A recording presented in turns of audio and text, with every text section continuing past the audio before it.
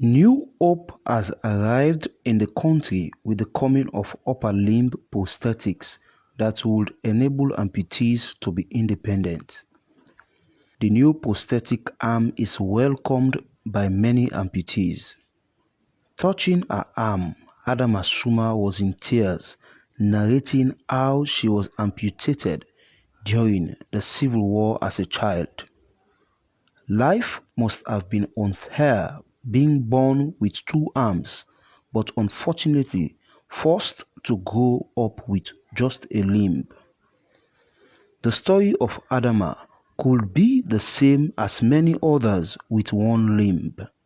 Today, those with one limb have found a new sense of joy with their prosthesis, enabling them to continue doing the things they love, as well as trying things they have never done before. When I want to do some domestic work, I use my prosthesis to do some domestic work. Drink water, drink soft drink, and also use it to practice with my computer, laptop, and also writing. Abdul Karim, who is a foster child of renowned journalist Umar Fofana, was born with two hands, but due to an accident, his hand was chopped off.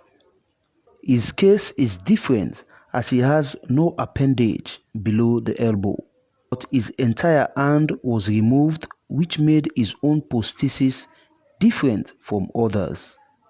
His foster father, Umar Fofana, said living with Abdul Karim was a blessing in disguise for his family, as empathy was one big lesson they have learned from him.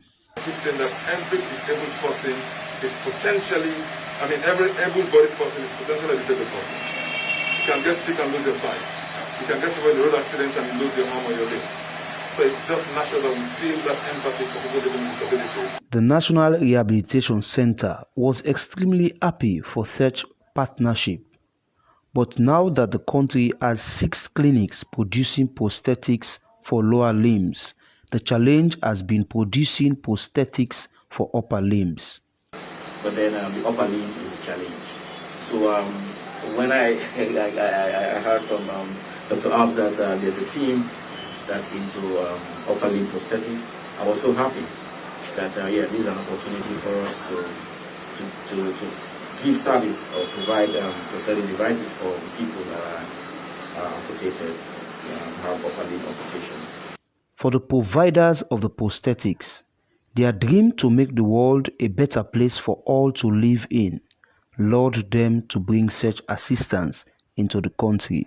Prosthetics are made like clothes, so you can make them very quickly, like we're literally making them in that room right now, and you can get them to people very easily, and that seems to fit with the kind of rural settings of a lot of the people in Sierra Leone that need prosthetic limbs. So we're testing it, and we're doing a pilot, and we're changing things. We're trying to use what we do in the UK, modify it with the people here.